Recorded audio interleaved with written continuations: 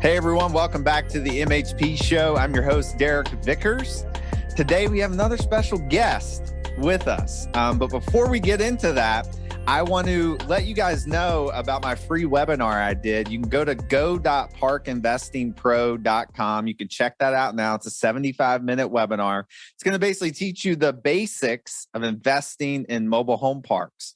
You're going to get my underwriting sheet with that. I'm actually going to go over how to underwrite deals because when I started, I didn't know how the hell to tell whether a deal was good or not. And so I struggled with that. And so the basics that I teach in this webinar will actually get you to a point where you can do that confidently, and you can confidently send that offer to the seller that you're talking about. So check that out at go.parkinvestingpro.com. So today on the MHP Show, we have Mr. Logan Haskett here. And Logan and I, we met on Twitter, right? Yep, we met on Twitter. I think you had a question or something about your mobile home park that you own. And, I chimed in and we just kind of hit it off from there. We ended up going to the conference in Miami together and became pretty good friends, man. So excited to have you on, dude. How's it going? Yeah, dude. Appreciate it. It's going great, man. Just high on life over here. Yeah. You got a new baby. Yeah. Brand new baby. 3 months old now. So are you sleeping? Yeah, she's actually, dude, she's been the best baby when it comes to sleep recently. She's been sleeping like a full 7 hours. So it's been perfect. Yeah, that's good, man. Cause we had that at first with Duke, the newest one. And now he's like kind of not doing that as much anymore. He's waking up.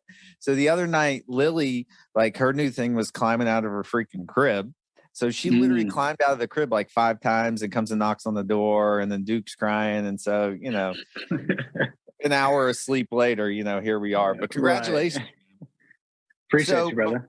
Yeah. Before we get into kind of mobile home parks and how you're in that business. So tell me, like, what was your first entrepreneurial journey that you went on?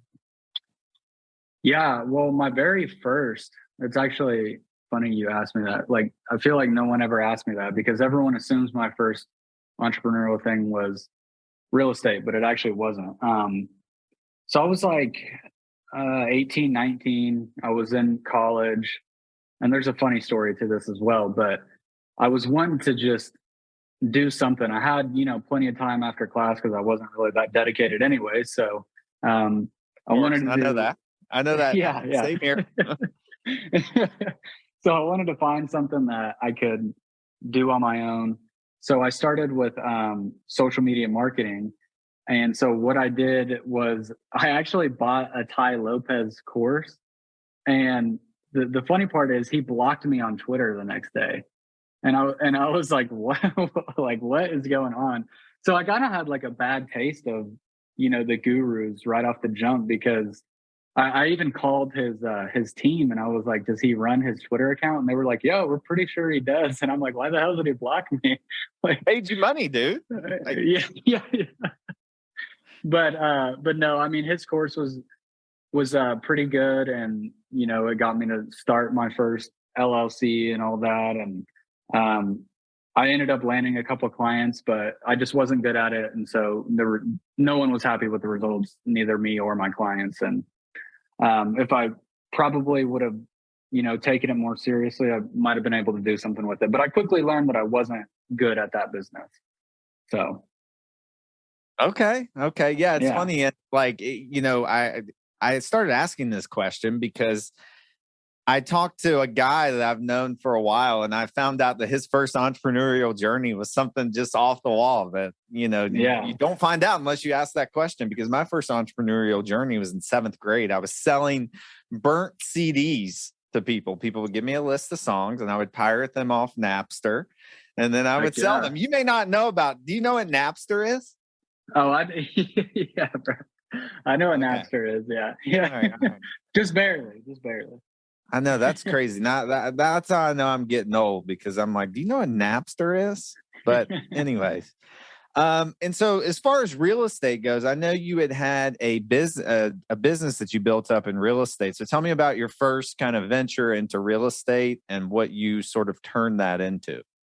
Yeah. So I started a wholesaling real estate company, which if people aren't familiar with that, it's basically like flipping a piece of paper. You're flipping contracts essentially. So you get a house under contract for 100,000, you sell that contract to another investor for 120,000, you keep the $20,000 split. And don't let me explaining it like that. Be like, oh, that's easy. Like, no, it needs to be a deeply discounted property. And most of the time, that's like the 1% of real estate, really. But I built that company to a nationwide company. So we were doing deals in all 48 landed states, and exited my position of that company a couple of years ago now. Nice. Yeah. And so how did you start wholesaling? Did you just get into real estate and you're like, I want to make some money in real estate, or how did you? Yeah. So actually, for those that don't know, I grew up in Kansas City. And so I moved to Oklahoma when I was 18.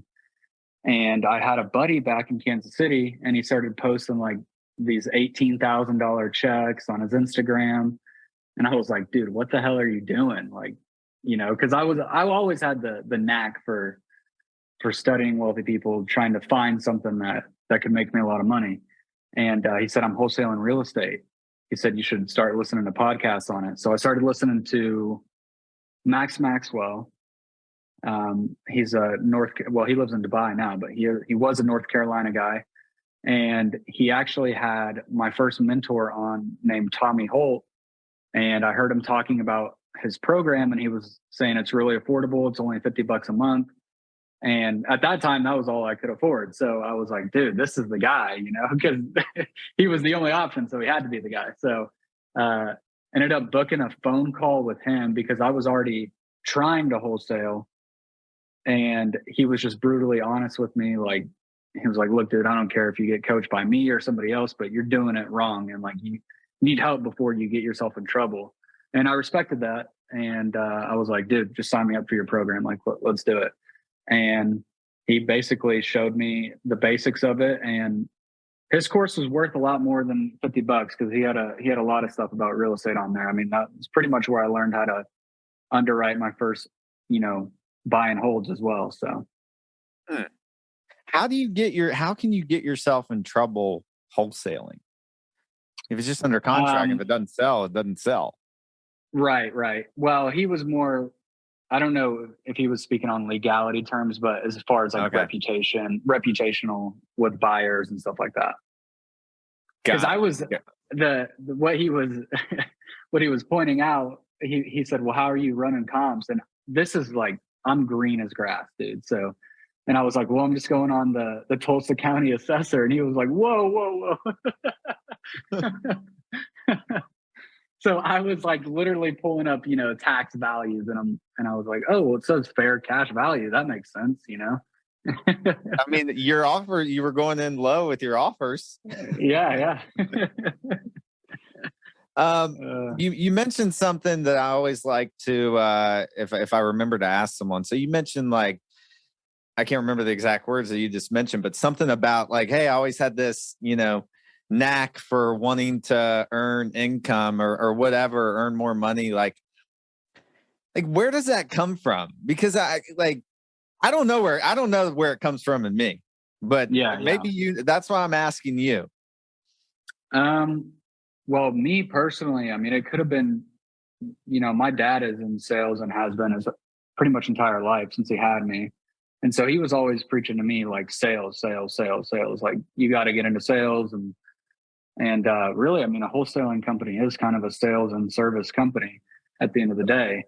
But, that's why when I first got into my adult life, I was an HVAC technician, but I wanted to get into the sales part of that world.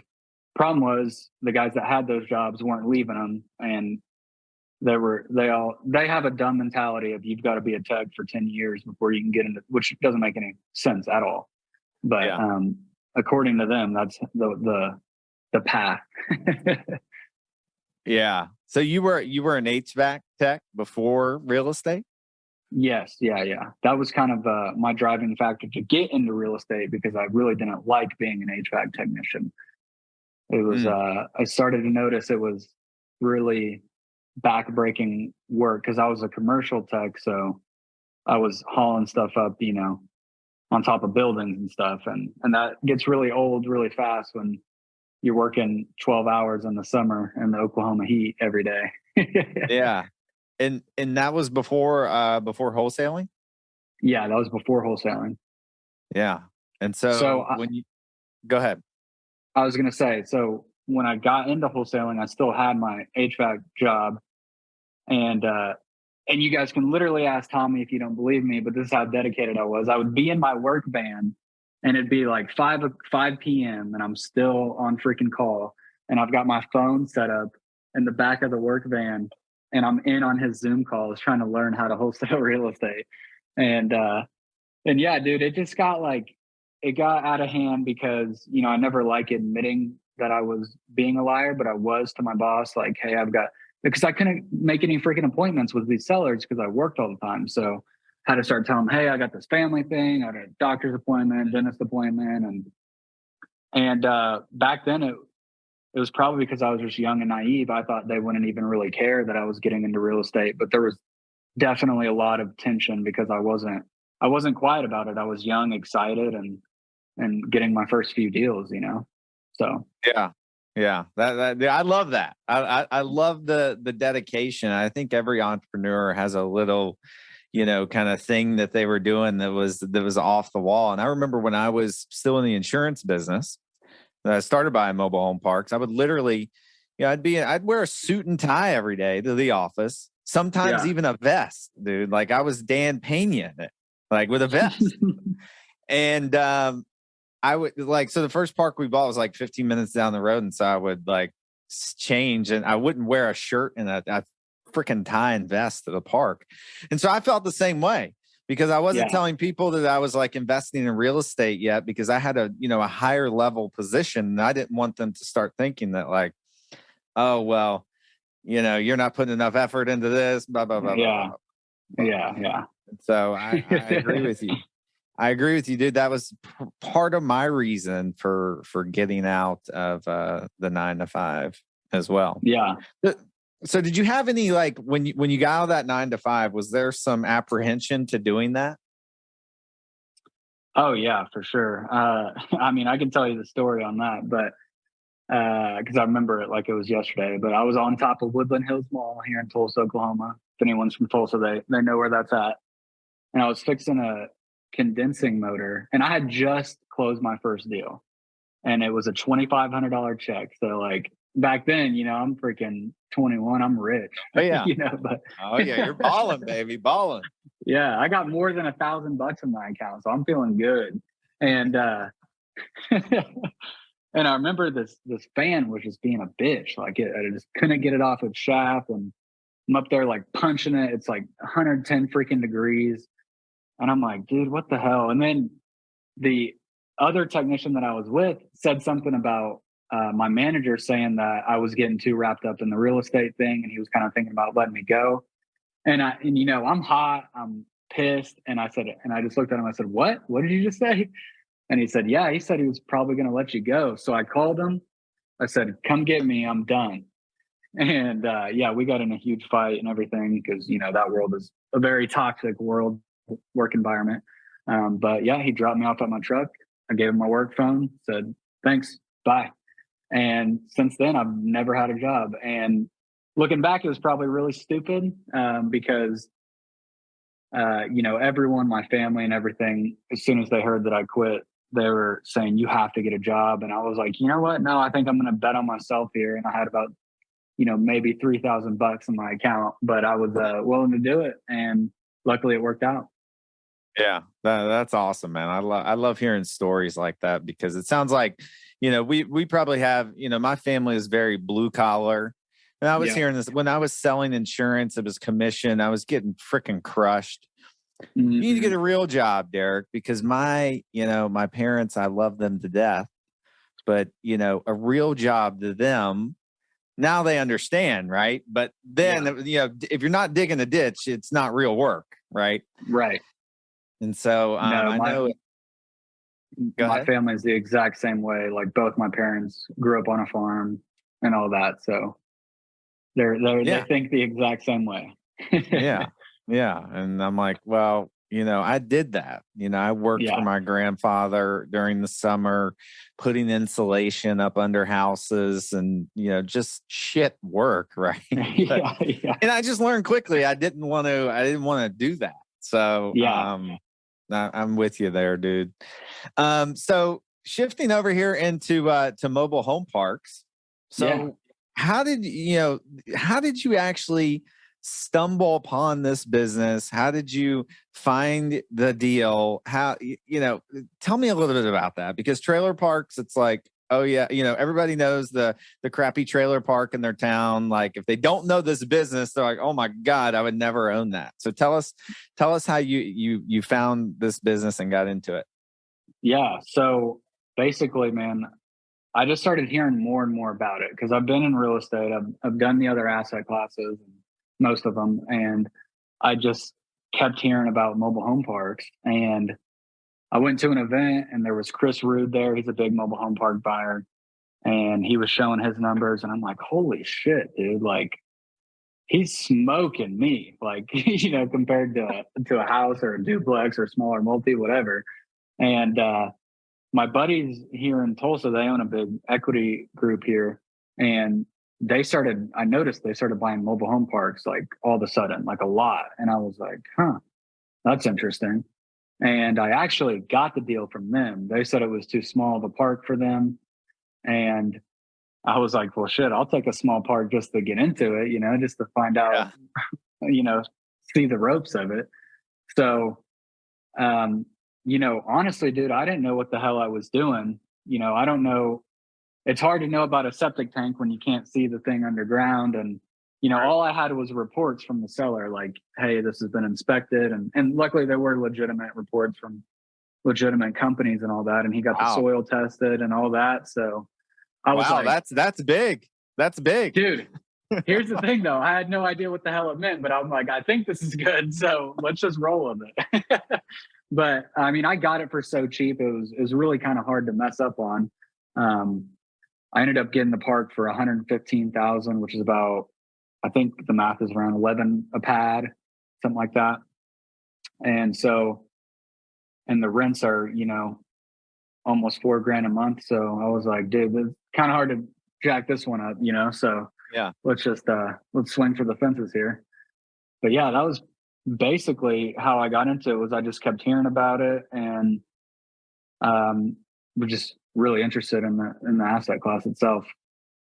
Yeah. And that's awesome. And I tell people that are in our programs and stuff, like you can buy smaller deals too, like, and they're profitable, right? Oh yeah. You just have to buy them cheap enough. Like you can't buy a smaller deal. You're paying retail. Right. You can't do it, and because you're going to get just hosted on various things. And so if you are buying these small deals, you got to make sure, like Logan did, you're getting a good deal on these things. But you can 100% do it. And I would never tell someone not to buy a small deal. I would just tell someone not to pay retail for a smaller deal. Did you pay cash for that deal? Yes. Yeah. Paid cash. I'm actually in the process of refinancing it right now, so I'll get to pull out my cash. Did you actual cash? Did you take a bag like DMX on exit wounds there? Yeah. Dropped a bag full of trash bags and said, "Here it is."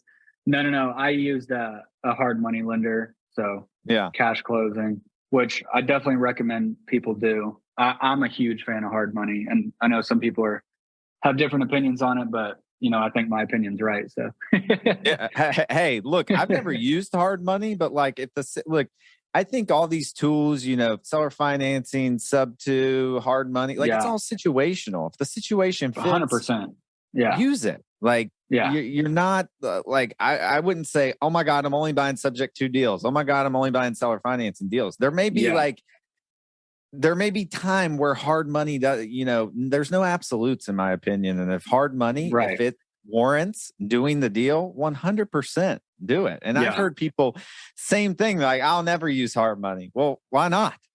Yeah. Right. Like, okay, go ahead, spend your own money and go broke. I don't know what to tell you, but like, yeah, dude, like, yeah. The biggest thing about hard money too is like, I feel like I've pretty much mastered the game of it. There's a certain way to do things with it. I'm not saying, don't go buy some office building on hard money or something stupid or something at retail on hard money. Like, it's got to be deeply discounted. You have to know your values. You have to know your exit strategy. You have to have multiple exit strategies, and you also have to know how to work the numbers with the hard money loan. So, yeah, no, that's great advice. And I would definitely, again, like, none of these tools that you have, they're just tools. You have a tool belt. Yep. Which tools fit for this particular deal. And the interesting thing in the mobile home park business is that now people have to pull those tools back out, because in the last 2 years, all those tools got dust because banks were lending on pro formas. You could get deals done without any type of creativity. Yeah. And so, exactly. people didn't need hard money no. then. I mean, I'm sure some people used it, but definitely, I mean, these tools are important. So when you were out, you closed the mobile home park, I know how these things are. I don't know a lot about Tulsa, Oklahoma, but so were there any things that happened? You're like, okay, I didn't expect that to happen, or like, what was different about this asset than the other ones that you've been in before?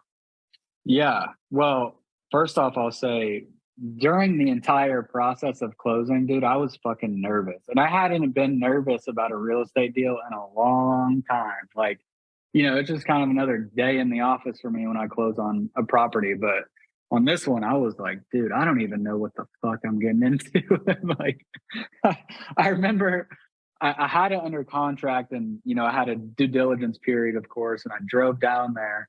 And I left and I thought, what the fuck did I get myself into? Because I'm just like, I don't even know. Does this look like a normal park or like, so the biggest thing for me was, and by the way, with me saying this, I don't mean any offense to anybody. I actually grew up in a mobile home, so I feel like I have the merit to say this.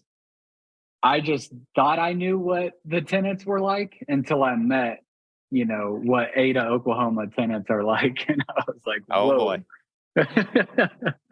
I mean, they're just, they're Western down there. So what, so other than the tenants, I mean, operationally, like, rent collections, how did that go? Did you have to put a process in place, or, I think because, and just like a lot of our listeners and me included, like my first property, like I got into it, like I got brought into the deal, and some of you have probably heard the story. 7 days before closing, I didn't even get to freaking do due diligence. I knew what this piece of crap park was. Yeah. But I guess operationally, for our listeners, like you close on the new park, or small park, medium-sized park, whatever, like what did you have to do and get that thing moving to make sure the rent actually came in? Yeah. So, luckily by this point, I've had plenty of business experience with systems and stuff like that. I can definitely see, if it's your very first deal, it's tough, especially with a lot of units. But I literally, the park came with an in-park manager, so I knew I had to keep them. So the first thing I did was go to them. I said, "Hey, I'm going to cut your rent in half, but here's your responsibilities. You're posting notices, you're making sure the park's clean. If there's vehicles that are here for more than 48 hours, they're getting towed. If there's drugs, cops are getting called, all that." And I said, "But your rent's in half compared to everybody else. Just don't tell anybody else." And then I literally had almost like a town hall meeting. I just got everyone together, said, "Hey, my name's Logan, I'm the new owner. Here's a copy of all the park rules that you guys are going to have to follow." And I said, "Also, I'm selling all the mobile homes back to you guys. So you guys will have home ownership. It's $500 for everybody. So you can do payments or you can pay me cash today. And I wanted to get everybody there. I wanted everyone to know my personality. Basically, I wanted everyone to know that I'm not fucking around. And, there's going to be rules at this park. And so what I did was, just took all their rents onto the same rental manager online thing that I use now. And it's been pretty smooth sailing since then. I honestly haven't had many issues. So. Wow, that's awesome. And so you had a park that was all park-owned homes, and you turned them to tenant-owned. Yeah. So, I mean, your first park, I mean, that was a good move. That was a good move. Because I'm sure that, how old were the trailers? Are they older trailers? Yeah, they're all about 1990s, so they're pretty. Oh, that's not that old. Dude, in Florida, dude, in St. Pete, we have shit that's in the 1950s, dude. Like, 8 blocks. That's awesome. Yeah. So, and so after that, and do you still have the same park manager? Yes. Yeah. No, they're great. Like, they couldn't have been any better for my first deal, honestly. They're the type of managers that bug you, which you want in a manager, just by the way, most of the time. But, I actually, this is kind of off topic, but I have a good friend here that owns about 3,500 storage units, and I'll just drop the nugget on here for everyone. But he told me a great operational thing to do with managers is he literally built a list of urgency. Like, hey, if it's this, you text me. If it's this, text the person below me. If it's this, you can call me. And I was like, man, that is a freaking game changer. That is. So I implemented that as well. Like, quit fucking calling me about, something really stupid, because, and I had to, and this is just with any business, you have to explain to these people, like, you have a lot more on your plate than a normal individual. So you have to use your time wisely and also your energy wisely. Because if I get a phone call at, 8 p.m. when I'm trying to hang out with my fiance and my daughter, and it's that, so-and-so was starting drama on 2 South, it's like, guys, come on. someone's dog, peed on their tree in their yard. Yeah, exactly. Yeah. And look, I think there's something that is definitely, something I definitely want to point out here. Yes, Logan had other prior business experience, which don't discount that, guys. If you're looking for deals, like, you never operated a deal, so what? Like, if you ran a business or built some kind of business, like, there's skills involved in that, and some of the skills transfer over. But Logan did the smart thing that I didn't necessarily do in the beginning, was actually, talk to people and put some systems in place. I was flying by the seat of my pants so much, and I had a freaking 9-to-5 job that I was there for 9 hours a day. So it was hard for me to do that. That's my justification for not doing it. You should do it, right? But put those systems in place, so you can smoothly operate these things, right? Yeah. And you did something smart in converting them over to tenant-owned homes, which I would recommend you do, unless you're getting unless the lot rent's $300 and you're getting $1,500 in park-owned home rent. I might stick with the park-owned homes. But I think that's important. Even if you're buying, a smaller park, right? The systems, and I've said this on multiple, if you're on my Instagram or Twitter, I think I may have even tweeted something about this. Like, if you're going to buy multiple parks and you don't put the systems in place on the first one, you're going to keep flying by the seat of your pants. And then you're going to get to a point to where you have to do it. And when you have to do it, it is not as comfortable as it would have been if you did it on your way up. So it really sucks when you have to do it. Because then you got to go back on every little thing. And, I've obviously been there in real estate because I own a separate portfolio of homes and multifamily and stuff like that. But the biggest issue that I think people run into is they think that they're saving money up front when they're not. It might seem like that. It might be hard to cut that check, but it's going to save you money over the long term, like 100-fold. Mm. And that's so true. And I've been guilty of, doing that. Like, oh, I don't want to spend the money, but you should, right? Yep. You should. And I think in every business you have to run before you get it built up enough. You kind of have to run behind a little bit, or, make a little bit less money. But it's going to make you more efficient.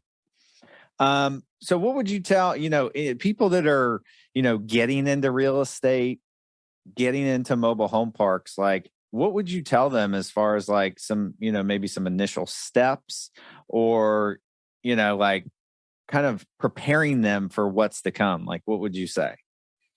Yeah. I mean, you basically, got to take action. First, I would decide, what assets is it that you're interested in? If you don't really know, then maybe try a few of them out and see kind of what makes you tick the most. And from then I'd figure out, what you're good at in real estate, focus on that, try to get to a point where you get help on the stuff that you're not good at.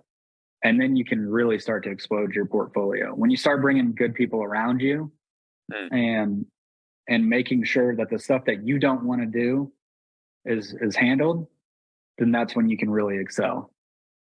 Yeah, no, that's great. I love that.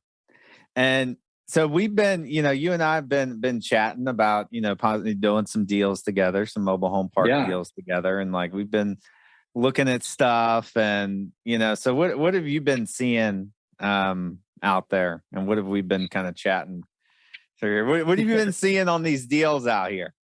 A whole lot of nothing right now, dude.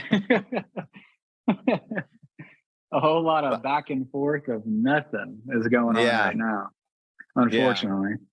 The unfortunate thing too is that, we've found deals, like we found a lot of deals, but there are various things, and probably this is something for being, it's a gift and a curse when you're kind of a veteran and you've gotten your teeth kicked in the business. Maybe there's some deals that you're more apprehensive to pull the trigger on because of the headache factor.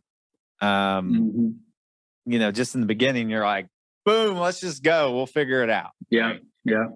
And so there's probably some deals that we could eventually strike on here, but, for sure. Yeah. So what do you see as far as like the future in the market with interest rates and thing? Like, what do you think we're going to see in the next, 12 to 18 months? I'll give my personal opinion, and, of course everyone's got their own. So, but in my personal opinion, I think that we are going to have 3 to 4 years of a very slow real estate kind of winter.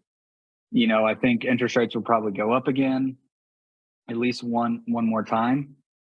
And then they'll start to slowly trickle back down. And I think that deal flow is going to be slow. I think you're going to have to hustle your own leads, which is really, like, right now, I'm kind of looking at getting into development, because if there's no inventory, you got to make your own. And that's kind of at the point where I'm at right now, because I just don't see, there's nothing going on right now that points into a sunny place. It's all kind of, going towards the winter here. So that's what I personally think is going to happen. I could be totally freaking wrong. You never know. I mean, we could wake up tomorrow and the market's on fire for some reason, but could be. Yeah. But we'll see. That's what I'm preparing for.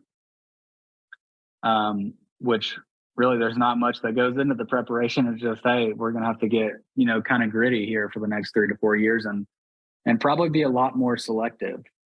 Yeah. Yeah, no, for sure. I mean, I went and looked at a deal the other day. I don't know if I told you about this one, but if it was 2021, I would have put it under contract before I even drove to it.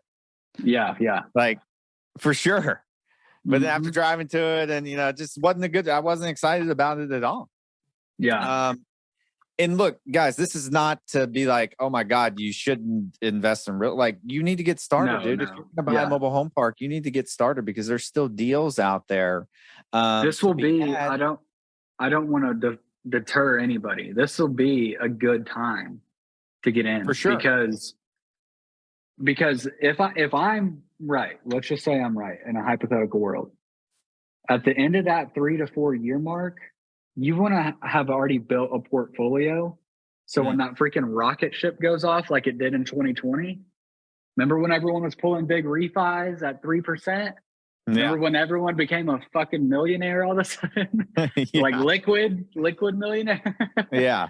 So, I mean, that's where you want to be. You know, you want to have 500 pads at the before that freaking thing takes off again, because then you can get agency debt cheap again. Yeah. You can get big refis. You can sell. You can, do all that with ease. And so really probably the best time is to get in on the worst time. Yeah, totally. Because I mean, you may not buy, 17 deals in 1 year like we did. Yeah. You may not do that. And I don't see us doing that either. But you get one deal, you get a couple deals, you understand, you learn how to operate it. Yeah, you make some cash flow, the property value goes up, and you learn the business. So when this thing does start to pop and move in the other direction, you're going to be prepared. You're going to have all the knowledge and skills that you need now. You're going to have the investor base built up. You're going to have banking relationships, all the stuff, as if the guy who didn't start and he's just, sitting on his ass right now and is like, oh my God, there's no deals, I'm not doing anything. Yeah. Well, he's going to have to ramp up all these relationships when, the market starts to shift. And look, there's always cycles. Like it is what it is, right? And there's opportunity in the upswing and the downswing. And so it's just your perception of it. And like, again, it's just the action part. So I know in sales, it was always like, if the times were harder, I knew I had to make 200 calls a day versus 100. Exactly. Yeah. So it's the same thing. You got to look at more deals, you got to underwrite more deals and things, and things will start to, come your way. It's the action and the attitude, because I remember back in 2020, early 2021, everyone started saying there's no deals. And just like you said, you bought 17 properties. Dude, I was fucking smoking it. I'm like, there's no deals, dude. I'm fucking killing it right now. So like, it's the action and the attitude, man. Like, and that's pretty much what it's all about. Like right now for me, deal flow is super slow, but guess what? I'm still making offers on everything that I'm slightly interested in. If I'm slightly interested in it, I'm making an offer. They might not like it, but I'm making an offer. So they may not like it. And that's such sound advice. Like if you have a deal, you like the deal, underwrite the deal, figure out what you can pay for it and send the offer. I mean, like now, in 2021, if it was a crazy offer, like, you'd get told to screw off and they wouldn't call you again. But now, some of these, like if they haven't gotten any offers, right, that are, and you send them something and you're legitimate and you actually close at that price, I mean, you're going to get some stuff to fall, right? Oh, yeah. So I think that's great advice to send the offer, dude. Which honestly, right now, what I'm doing is on like the single family stuff and the smaller multi is I'm using the MLS to my advantage, dude. Like, it's a dark winter for everybody, and even like retail customers right now. So, I see something sitting on the market, I'm making an offer. And, I'll give you guys an example. There was one on the MLS for 110,000. I offered 75. They came back at 85. I bought the deal for $78,000. It just appraised at 162 the other day. So to say, again, it just goes back to the action and attitude, and that's all it is. And you just got to make more offers right now. So. Yeah, totally. Yeah, dude. Well, hey, look, I appreciate you coming on, man. I'm sure we'll have you on again. I mean, I always appreciate talking to, real estate investors and people that have been in this business and understand, and, they have a good attitude about things, and we just keep it moving. Yeah. Like, you just can't get, like, it's so funny. Like one of my mentors in the insurance business, he's always said this. He's like, don't ride too high on the highs and don't ride too low on the lows. You just got to stay, like something good happens. Okay. Yeah. You keep going. Right. But you don't, want to, quit or, kill yourself when things aren't going good. So, right. Guys, Logan Haskett, appreciate you coming on the MHP show. If you like it, leave a good comment. If you don't like it, leave that too. As I always say, like, I don't care. Like, come on, let me know if you don't like it. And also shoot me a message. I had someone shoot me a message, one of our listeners, that said, hey, I want you to talk about X, Y, and Z. Great. I love that, because I'd love to know what you're learning about, what you're struggling with, and love to have someone on that can help you with that. So MHP Show, go.parkinvestingpro.com. Logan, where can people find you? Yeah, they can find me. If you just look up my name, Logan Haskett, on any social media, I'll pop up. But on Instagram, it's at Logan Invests with an S at the end. On Twitter, it's at Logan Haskett. YouTube, Logan Haskett. Facebook, Logan Haskett. And I think my TikTok is Logan Invest too. But yeah, those are my socials. And if you just look up my name, you'll find me. Oh, cool. Well, thanks, Logan. Peace. Yeah, appreciate you, brother.